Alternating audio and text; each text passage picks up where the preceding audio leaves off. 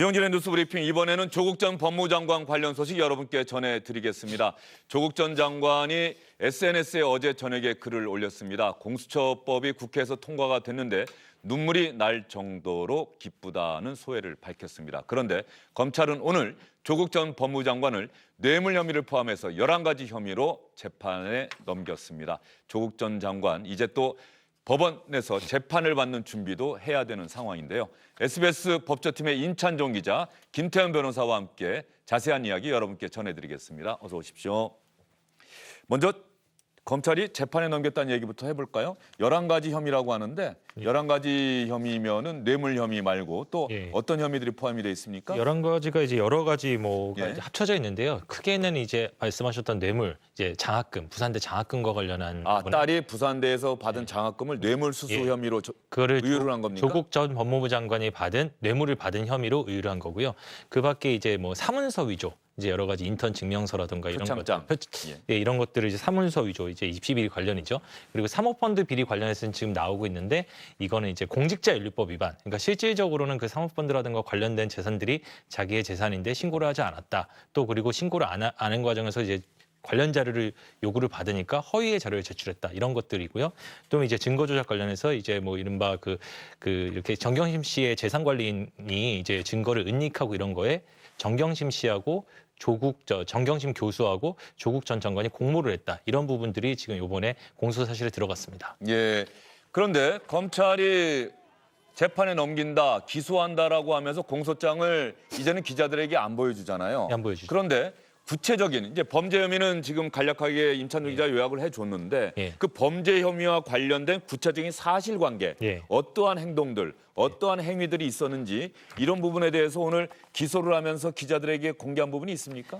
예, 뭐 제가 지금 들고 있는 게 이제 여기 중앙지검에서 이제 보도 자료인데요. 보도 자료라고 이렇게 내놓는군요. 이게 지난번에 이제 형사사건 공개 금지에 대한 규정, 그 부분이 이제 시행이 된 다음에 여기에 이제 원칙적으로 비공개이기 때문에 우리가 왜 공개할 수 있다라는 이제 근거 조항을 쓰고 이 뒤에다가 이제 간략하게 공소 사실에 대해서 이제 간략하게 설명을 합니다. 근데 입시 비리 관련해서 이렇게 원래 공소장은 이거보다 더 구체적으로 길겠죠. 근데 이렇게 간략하게 이렇게 설명하는 이제 보도 자료를 배포하고요. 여기 이제 보도 자료만 보고 조금 이제 궁금한 게 있을 수 있지 않습니까? 이런 건 이제 전문 공보관이라고 이제 수사팀원이 아니라 별도의 공보관직 검사입니까? 검사입니다. 이제 검찰 간부급 검사인데요. 이 공보 업무만 마치 이제 국방부나 외교부의 대변인처럼 공보 업무만 맡는 검사가 설명을 해주고 있습니다. 예. 그러면 그 구체적인 사실관계, 조국 전 장관의 어떤 행동들이 있었는지, 특히 뭐 아들 시험, 보통 딸의 그동안 우리가 많이 주목을 해왔는데 아들이 시험을 보는데 그 외국 대학 시험인데 뭐 어떤 행동이 있었다? 예, 이번에 사실 기존의 다른 지금 오늘 공소사실로 이제 공개된 것들은 많은 부분이 이제 기존의 언론의 사실관계는 어떤 혐의를 적용할지에 대해서는 오늘 처음 나온 부분이 있지만 사실관계 자체는 기존에 많이 나왔던 것들인데요. 오늘 사실관계 자체가 새로 나와서 눈에 띄는 게 그 아들이 미국 조지 워싱턴 대학교에서 글로벌 퍼스펙티브 온 데모크라시, 그러니까 민주주의에 대한 지구적인 관점, 이런 수업을 들었는데 여기서 온라인 시험을 볼 때 이제 아들이 한국의 뭐 어머니나 아들이 이제 어머니인 정경심 교수나 조국 전 장관에게 이게 문제를 전송해 주면은 이 조국 전 장관하고 이 정경심 교수가 서로 상의해 가면서 이걸 대신 시험을 쳐줬다. 그래서 조지 워싱턴대에 한마디 대리 시험을 쳐줬다, 온라인 시험을. 이런 혐의가 지금 이번에 들어갔습니다. 그러면 조지 워싱턴 대학의 업무를 방해했다, 뭐 이런 혐의가 적용이 된 겁니까? 예전에 뭐 최순실 국정농단 사건 때 이른바 정유라 씨 학사 비리 관련해서 시험을 방해했다. 그래서 업무 방해 혐의로 이제 이화여대의 업무를 방해했다고 기소되지 않았습니까? 그거하고 거의 비슷한 혐의라고 보시면 될 것 같습니다. 예, 이 조지 워싱턴 대 업무 방해 혐의는 그동안 잘 몰랐던 건데 이렇게 해도 됩니까? 조지 워싱턴 대에서 우리가 피해를 입었습니다라고 검찰에다가 얘기를 해온 건가요? 그러니까 이게 지금 수사 과정은 저희가 알 수는 없는데 아마 당시에 이제 조국 전 장관의 집에 PC 이런 것도 압수수색하지 않았습니까? 지금 내용을 좀 보시면 이게 이제 오프라인 시험이 아니라 온라인 시험이라는 거예요. 그러니까 조지 워싱턴에서 대학에 시험을 보는데 그러니까 아들이 아니라 조국 전 장관이 아들처럼 변장하고 가서 시험 봤다 이런 게 아니라 온라인 시험이니까 그 시험 봤을 때도 흔적들이 있지 않겠습니까? 뭐 주고받은 이메일 같은 것도 있을 것이고요. 그걸 통해서 아마 검찰의 증거를 확보하고 기소한 것으로 보입니다. 현재까지는. 제가 취재를 해봤는데, 예. 그러니까 이제 그 문제를 이메일로 전송을 하지 않습니까? 그러면 이메일에 전송을 하면은 그 받은 사람하고 보낸 사람 이메일에, 근데 받은 사람이 이제 정경심 교수거나 조국 전 장관이잖아요. 그럼 그 두 분은 지금 이메일이나 이런 관련 컴퓨터 이런 게 압수수색이 됐단 말입니다. 그럼 거기에 몇 월, 며칠, 몇 시, 몇 분, 몇 초까지 이게 전송된 시간이 나옵니다. 그럼 이제 문제가 그 온라인 시험 문제가 그대로 전송이 됐는데 그게 이제 시험 중간에 전송이 됐단 말이죠. 그리고 그거에 대한 답이나 이런 것들을 답안이나 이런 거를 검찰의 주장에 따르면은 이제 정경심 교수나 조국 전 장관이 서로 상의하고 이런 문자 메시지 등이 있다고 합니다. 이건 뭐 제가 직접 문자 메시지를 본 건 아니고요. 예. 검찰을 취재해 보니까 검찰은 그런 입장이라는 겁니다. 그래서 이게 온라인 시험을 대리시험 봐줬다. 이렇게 보고 우리가 기소했다. 이런 게 검찰의 지금 입장입니다. 예, 알겠습니다. 이 아들의 조지 워싱턴 대학교 온라인 시험 문제를 풀어주고 그 답안을 송부했다. 이건 사실 그동안 수사 과정에서 잘 안 나왔던 부분 같아서 예, 새로 나온 이야기. 예, 임찬정 기자에게 확인 질문을 드렸던 거고요. 이 표창장 부분은 아마도 조국 전 장관에게는 그 적용이 안 된 모양이죠. 대부분 인턴 확인 증명서 이렇게 돼 있네요. 예, 그렇습니다. 이게 보면은 표창장 부분은 이제 적용이 안 됐고요. 정경심 교수에게만 그 예. 관련한 혐의가 적용이 된 것 같고 조국 전 장관에게는 서울대 공익 인턴 증명서, 충북대 법학전문대학원 입시 아들의 허위 인턴 활동 증명서, 딸의 서울대 의학전문대학원 입시에 위조된 인턴 확인서, 아들의 고대 연대 대학원 입시의 허위 인턴 활동 증명서, 서울대 공유인권법센터 아들 인턴 활동 예정 증명서 허위 발급받아서 한영외고에 제출. 그러니까 쉽게 얘기하면 동양대 쪽 관련된 거는 동양대에 당시에 재직하고 있었던 정경심 교수가 한 것으로 이제 검찰에 공소차지 때문에 그렇게 돼 있고요. 서울대 공익인권법센터에 관한 인턴 증명서라든지 인턴 활동 예정서 이런 것들은 아무래도 조국 전 장관이 서울대학교 교수 아니었습니까? 그리고 당시에 공익인권법센터에 관여를 했었다고 하고요. 그래서 아마 조국 전 장관은 서울대 공익인권법센터에 관한 것, 그리고 정경심 교수는 동양대에 관한 것들로 이렇게 좀 나눠진 것 같습니다. 예. 근데 이게 지금 지금 사문서 위조 부분이요. 전부 정경심 교수하고 공모에서 한 범행으로 지금 검찰에 의유를 했습니다. 임찬정 기자, 딸은 어떻게 됐습니까? 사실 딸을 기소할 것이냐 말 것이냐도 그동안 관심사안 중에 하나였는데. 지금 오늘 기소했다고 검찰이 발표한 사람은 조국 전 장관 한 명이고요. 다만 지금 그동안 이제 그 수사 대상에 올랐고 기소될 것으로 이렇게 얘기가 나왔던 사람들 여러 사람이 있지 않습니까? 그 조국 전 장관의 딸 이외에도 뭐 예컨대 뭐 증거인멸, 증거은닉 관련해서 이른바 정경심 교수의 뭐 자산관리인 이런 사람에 대한 지금 기소 여부도 아직 결정이 안 됐거든요. 이런 거는 이제 기소를 안 하기로 결정한 게 아니라 계속 수사를 해서 추가로 기소를 할 예정이다. 이런 입장을 밝히고 있습니다.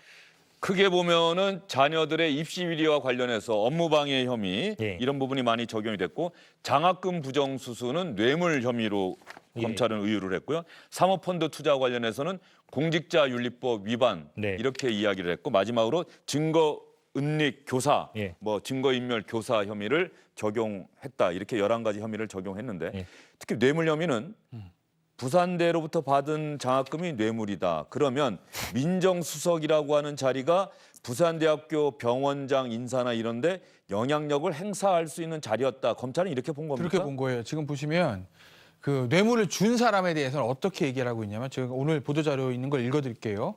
조국의 민정수석 취임으로 향후 양산 부장대 병원 운영 및 부산대 병원장 등 고위직 진출 등과 관련한 영향력을 행사할 수 있다는 사실을 알고 청탁 명목으로 이렇게 써 있어요. 그러니까 역시 그런 것들을 알고 이제 장학금을 딸한테 줬다 이 얘기거든요. 지금 검찰의 시각은. 그러니까 부산대 어떤 양산에 있는 부산대 병원 운영이라든지 그랬던 부산대 병원장의 취임 뭐 이런 것들과 당시의 민정수석인 조국 당시 수석과의 업무와 어떤 대가성이 있다라고 검찰은 본 거죠. 예.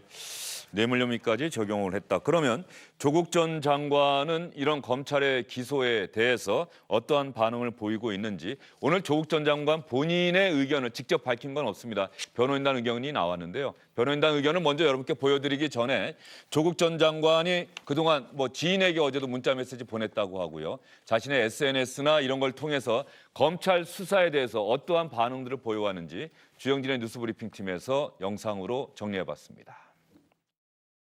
시간이었습니다. 저는 검찰의 영장 신청 내용에 동의하지 못합니다.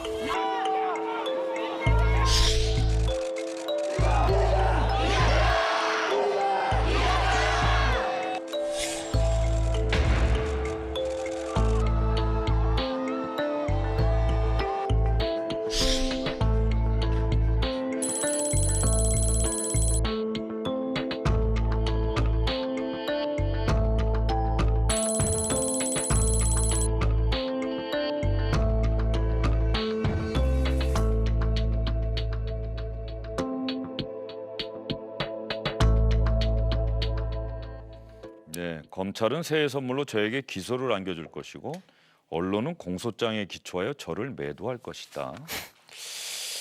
예, 알겠습니다. 이게 법원 판결을 통해서 지금 조국 전 장관은 저희가 방금 전까지 여러분께 말씀드린 이 내용을 통해서 언론은 공소장을 기초로 자신을 매도할 것이다라고 이야기를 했는데 저희는 어쨌든 검찰이 내놓은 보도자료 토대로 해서 여러분께 말씀드렸다는 점 전제를 해서 다시 한번 말씀을 드리고요.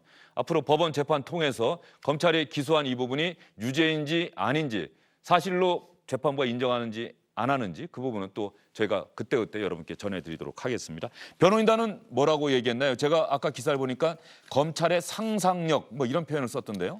아마도 검찰이 아무런 제대로 된 증거나 근거 없이 기소를 했다. 뭐 상상에 기초해서 기소를 했다 이런 뜻이고요.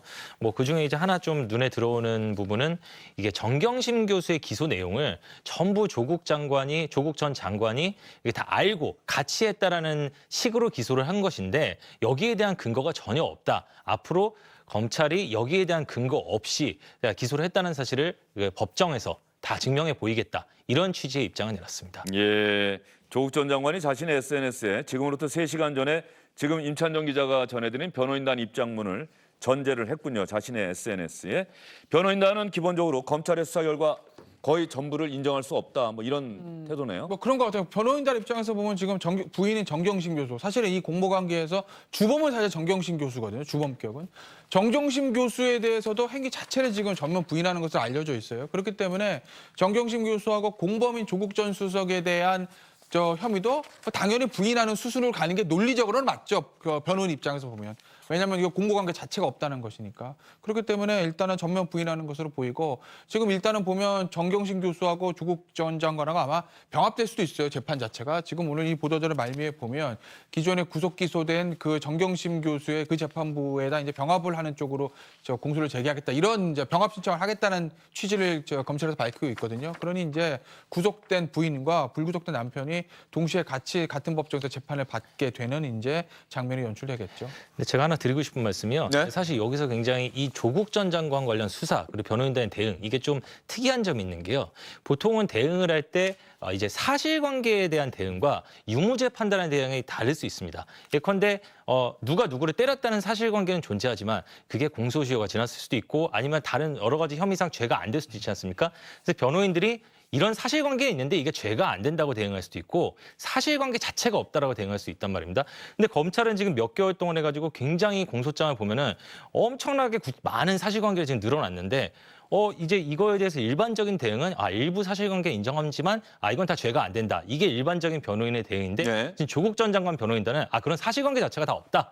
다 이거 굉장히 왜곡한 거다 사실관계를 이렇게 대응을 하고 있단 말입니다. 그래서 앞으로 이제 법정에서 정말 이 두 가지 논리가 완전 정면으로 부딪히고 있는 건데 완전 사실관계가 거의 조작됐다는 수준이니까요. 이거는 법리 공방이 아니라 사실관계 공방이 되겠군요. 예, 왜냐하면 이제 사실 이게 또 조국 전 장관이 단순한 이전 피의자나 피고인이 아니라 공적인 위치에 있는 얼마 전까지는 그냥 정치적이라기보다는 이제 공적인 자리에 있었던 사람 아닙니까? 그러니까 여기에 등장하는 사실관계를 사실 인정하기가 굉장히 부담스러운 겁니다. 만약에 사실관계가 사실이라면요. 그러니까 이 부분이 과연 앞으로 법정에서 어떻게 다툴지 사실 굉장히 좀 앞으로 지켜봐야 될 대목입니다. 2019년 하반기 조국 전 장관 법무장관 지명된 이후에 그야말로 국론이 분열이 됐었고 서초동과 광화문으로 갈렸었는데 지금 검찰의 수사가 한창 진행이 되고 있고 사실 올해 마지막 날 오늘이면 다 정리가 될 줄 알았는데 여전히 검찰의 수사는 진행 중입니다. 그래서 조국 전 장관 지지하는 분들은 검찰이 의도적으로 조국 전 장관 표적을 해서 수사를 하고 있다 이렇게 비판을 하고 있는 건데 어쨌든 검찰의 수사 그 성적표는 법원의 재판을 통해서 드러나게 되겠지요. 조국 전 장관 오늘 검찰 11가지 혐의를 일단 먼저 기소를 한 거고요. 감찰 무마 의혹, 하명 수사 의혹 이 부분에 대해서는 여전히 검찰이 수사를 진행하고 있습니다. 하명 수사 의혹, 울산시장과 관련한 경찰의 수사 이 부분 관련해서 송병기 울산시 경제부시장이 오늘 법원에 영장실질심사를 받기 위해서 나갔는데 송철호 현 울산시장 그동안 울산시를 담당하는 기자들이 많은 질문을 했을 텐데요. 어제 이번 상황과 관련해서 자신의 생각을 처음으로 밝혔습니다. 이후에 어떻든 시장으로서 부시장이 이런 재판을 받게 된 것에 대해서 그렇게 시민들께 걱정을 끼쳐드리고 있는 것에 대해서 깊은 사죄의 말씀을 드립니다. 다만 제가 그동안 있었던 일과 그 사건 내용에 대해서 제 입장을 밝히는 것은 아직도 지난번에 말씀드렸듯이 참 펑펑 내리는 눈이 좀채 그칠 기미를 보이지 않고 있습니다. 조금 눈이 그친 다음에 시민 여러분께 눈을 치우는 심정으로 그때 소상히 말씀을 드릴 계획입니다. 예, 감사합니다. 그럼 그 시기는 언제쯤? 예, 좀 이제 머지않아서 그렇게 될 거라고 생각합니다. 언제 나타나는 건 무슨 영상이 그러면? 아니, 그건 아니고요. 저에 대해서도 아직 어떻게 될지를 잘 모르겠어요. 소환이 있을지 어떨지 이런 것도 모르기 때문에 저에 대한 어느 정도 그 중앙에서의 어떤 과정이 이제 종료되면 제 심경을 밝히는 그런 기회를 갖도록 하겠습니다. 감사합니다. 네, 오늘 송병기 부시장은 지금 영장심사 받고 있죠? 좀 전에 끝난 벌써 제가 끝났습니까? 정확하게 확인 예. 못했습니다. 아까 뭐 잠깐 변호인이 나왔다는 얘기는 들었는데요. 이게 끝났다는 연락이 왔네요. 그렇습니까? 예. 예. 그러면은 오늘 영장 심사 결과가 오늘 밤 전에 나올 텐데 구속영장이 발부된다고 한다면 검찰 수사가 더 탄력을 받을 수 있을까요? 그리고 특히 이제 통상적으로 말하는 탄력을 받는 것도 중요하지만요. 이게 이 영장 같은 경우에 굉장히 중요한 의미가 있는 게 이게 공직선거법의 공범으로 지금 그 송병기 부시장이 구속영장에 청구된 겁니다. 공범으로요? 이게 왜냐하면 이제 그러면 주범이 있다는 얘기입니까? 그렇죠. 이제 정범이라고 하는데, 예. 근데 이게 왜냐하면 이게 검찰에 보기에 이 범행이 저질러졌을 당시에 송병기 부시장은 공직자가 아니었거든요. 근데 왜 공직선거법에 공무원의 선거관여 혐의를 적용을 했느냐? 왜냐하면 당시에 다른 공직자들하고 함께 이런 범행을 저질렀다라고 검찰이 보고 있기 때문입니다. 그럼 그 공직자가 누구냐? 이 사람들이 이제 정범으로 검찰이 보고 있는 건데요. 이 사람들이 청와대 민정수석실 관계자들, 그리고 뭐 청와대 정무수석실 관계자들, 그리고 경찰청 관계자들 이런 사람들이기 예. 때문에 만약에 오늘 영장판사가 범죄 혐의가 소명이 돼서 송병기 부시장에 대해서 공직선거법 공범 혐의로 영장을 발부를 한다. 이거는 즉 정범에 대해서도 혐의가 소명된 거 아니냐 이런 얘기가 곧바로 나올 수 있기 때문에 이게 굉장히 파장이 더 확산될 수밖에 없습니다. 예, 알겠습니다. 감찰 무마 의혹에서도 뭐 백원의 전 민정비서관 이름도 나오면서 네. 이른바 문재인 대통령의 측근들의 이름이 거론됐었는데 하명 수사 의혹, 동시에 선거 개입 의혹 이 부분 관련해서는 송병기 부시장을 중심으로 해서 고리로 해서 또 다른 문재인 대통령과 가까운 또 청와대에서 일했던 분들도 검찰 수사 대상에 오르고 소환 조사를 받을 수 있겠다 이런 그럴 말씀이시죠? 가능성은 대단히 높고요. 예. 다만 이제 그 혐의를 영장판사가 보기에 소명이 됐다고 볼지 안 볼지가 사실상 오늘 결정되는 게 아니냐 이런 분석이 나오고 있습니다. 예, 알겠습니다. 김태현 변호사님께는 이 질문 한번 드려볼게요. 공수처가 어제 통과가 됐고 대한민국 사법 체계에서 검찰이 1948년 대한민국 건국 이후에 기소권을 독점적으로 행사를 해왔는데 이제 검찰 말고 기소권을 가진 또 하나의 이른바 수사기구가 생긴 거예요. 뭐 생긴 거죠. 예. 그러니까 뭐 어떤 의미에서 보면은 뭐 검찰의 기소 독점권이 우리나라 형사사법 근대 형사사법제도가 성립된 이후에 뭐 최초로 일부 깨졌다라고도 볼 수도 있는 거고. 그래서 아마 어제 청와대하고 이제 여권 쪽에서는 굉장히 이제 큰 어떤 우리나라 사법 체계를 바꿀 수 있는 검찰 개혁에 첫 발을 내딛었다 이렇게 평가하고 있는 거고. 반대로 야권에서는 전혀 이제 반대 얘기를 하는 거죠. 그렇게 이것이 우리나라 자법제도를 뒷바꿀 수 있는 큰 움직임이라면 그건 사실 반대하는 제1야당의 의견까지도 수렴해서 통과됐어야 되는 건 아니냐? 이거를 단순히 100을 과반 조금 넘는 여당과 여당에 동조하는 진보 정당의 어떤 찬성만으로 국내 어떤 형사 사법 체계를 바꾸는 게 말이 돼? 라는 이런 반발도 야당 쪽에서는 보이고 있는. 예, 뭐 아까 그 얘기는 우리 정책 푸는 순서에서 이미 했고요. 공수처법이 어쨌든 통과가 됐기 때문에 이제 공수처라고 하는 새로운 수사기구를 대한민국 국민은 맡게 되는데 네. 일반 국민들은 상관이 없는 거죠. 상관없죠. 예. 네, 왜냐하면 이게 공수처 이제 대상이란 게, 그러니까 지금 쉽게 말씀드리면 검찰개혁법안이 검경수사권조정법안하고 공수처법 두 개거든요. 검경수사권 법안은 이 지금 우리 프로를 시청하고 계시는 시청자 여러분들이 전부 다 해당될 수도 있는 거예요. 내가 수사를 경찰에서 받는, 쉽게 말씀드리면 경찰에서 받아서 끝낼 수 있느냐, 또 검찰까지 예전까지 받아야 되냐, 나를 수사를 누가 하느냐, 내가 고소했을 때 누가 내 사건을 담당하느냐 문제이기 때문에 우리 생활과 밀접하게 관련된 건데, 사실 공수처법은 상관이 없습니다. 왜냐하면 수사 대상이 대통령 측근, 고위 국회의원, 고위 관료, 판검사거든요. 그러니까 여기에 해당되는 사람들이 우리 국민 중에서 얼마 되겠어요. 그러니까 지금 일반 국민들은 사실은 이런 수사들을 공수처가 하건 검찰이 하건 뭐 특검이 하건 별 사실은 내 생활과는 크게 연관이 있는 건 아니죠. 예, 공수처에서 판사, 검사, 경찰 이 사람들은 직접 수사하고 기소도 할 수 있고 뭐 다른 공직자들은 수사만 하고 기소권은 검찰에. 예. 예. 영장 청구권은 또 있고요. 아, 영장 청구권은 예, 있고요. 예. 예. 법조기자들은 이제 또 공수처도 담당을 해야겠네요. 그건 아직 정해지지 않았는데요. 그거보다 지금 사실 이제 뭐 일부에서 나온 얘기 중에 조금 좀 논란이 될 수 있는 게, 지금 어제 추미애 장관 법무부 장관 후보자 인사청문회에서도 일부 여당 의원이 언론도 피의사실 공표 혐의로 처벌을 해야 된다, 이런 말을 하기도 했고, 또 검사의 피의사실 공표에 대해서 강하게 수사를 해야 된다라는 말을 했거든요. 예. 근데 만약에 이제 지금 뭐 일부 뭐 아니, 지지자들, 기자는 공수처 수사 대상이 아니잖아요. 근데 이제 만약에 검사의 피의사실 공표를 수사를 하려고 그러면 예. 피의사실 공표한 사람을 수사를 해야 되지 않습니까? 그럼 기자도 압수수색을 받거나 소환조사 받거나 이럴 수 있죠. 기소가 안 될 뿐이지. 거부할 수 있지 않습니까? 압수수색 같은 경우는 강제 처분이기 예. 때문에 거부할 수가 없을 겁니다. 예. 그런 것들도 지금 그런 일들도 벌어질 수 있지 않느냐, 이런 얘기도 나오고 있습니다. 예, 알겠습니다. 대한민국 건국 이후에 최초로 검찰이 아닌 기소권을 갖는 또 다른 수사기구가 생겼다. 어제 국회를 통과한 바로 고위공직자 범죄수사처입니다. 여기까지 말씀 전하도록 하겠습니다. 두 분 수고 많으셨고요. 김태현 변호사님, 임찬웅 기자 새해 복 많이 받으십시오. 네.